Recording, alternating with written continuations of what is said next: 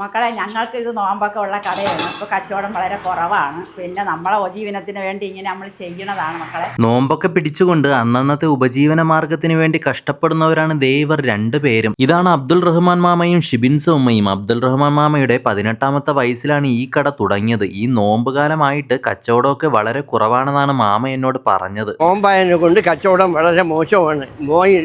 ഇതിലെ പോയതിനെ കൊണ്ട് മോനെ കണ്ടുകൊണ്ടാണ് ഞാൻ ഇത് പറയുന്നത്. എൻ്റെ ഭർത്താവ് സുഖമില്ലാത്ത ആളാണ് മക്കളെ.